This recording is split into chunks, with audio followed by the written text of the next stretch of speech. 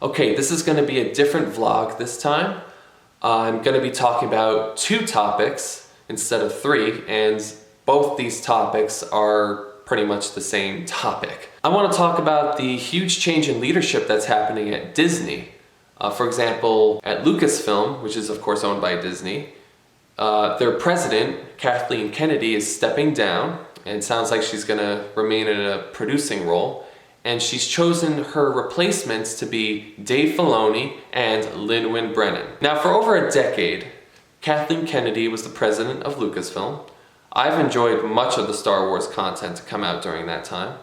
However, Kennedy definitely struggled with creativity when it came to bringing to life the Star Wars stories that she was telling. In my opinion, the most daring pieces of Star Wars storytelling from the last decade would definitely have to be The Last Jedi, Rogue One, and Andor. Andor is obviously, or arguably, the most popular of those 3. But now with Dave Filoni and Lin-Manuel Brennan being the new co-presidents of Lucasfilm, I think this is a great opportunity for creativity to thrive for Star Wars. Dave Filoni is responsible for making the Clone Wars and all the other animated shows.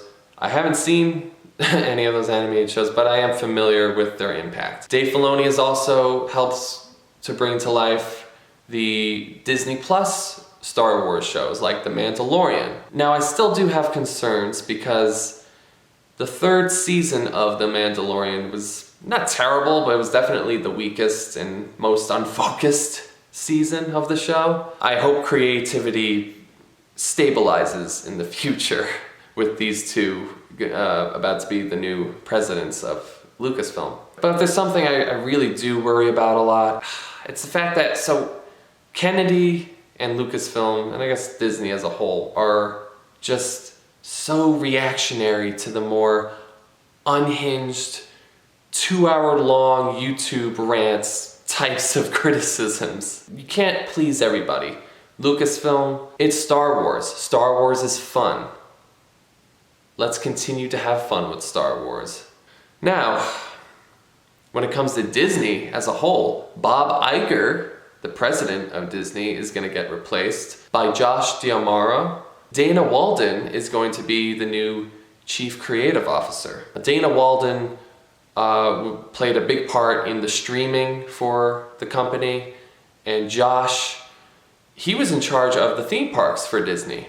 So making the theme park movies that the theme parks are themed off of shouldn't be a problem. I would be surprised if it is. I just hope that this doesn't mean the ticket prices are gonna go skyrocketing, because theater attendance in recent years has been pretty low. The good news is there are still some films that are able to hit high box office milestones. You know, you got $1 billion makers like, or $2 billion makers like the Avatar films, Deadpool and Wolverine, and somehow even the live action Lilo and Stitch film hit $1 billion when it came out.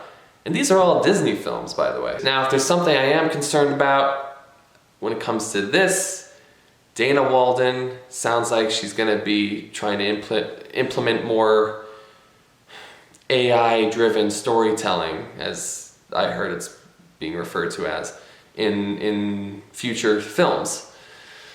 I'm sorry to keep bringing up AI in these videos, but it's worth mentioning because film and TV are 2 mediums involved in the art of storytelling. It should be human-driven. If I seem pretty intense about all this, it's just, I mean, it's Disney. Leadership is changing over there. And the fate of what they make, you know, Star Wars or anything else, it rests in the hands of their new leadership, these new people that are going to be the presidents of, you know, Lucasfilm and Disney overall.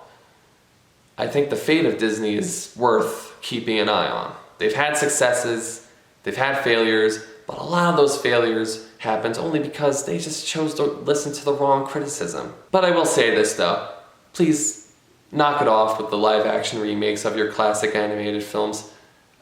I understand they're cash grabs, and I know some of them are great. Some of them are actually great, like The Jungle Book. But if one of these remakes is just gonna get hit with a low Rotten Tomatoes score that it was inevitably always gonna get, then seriously, what is the point? All right, anyway, that's it for today.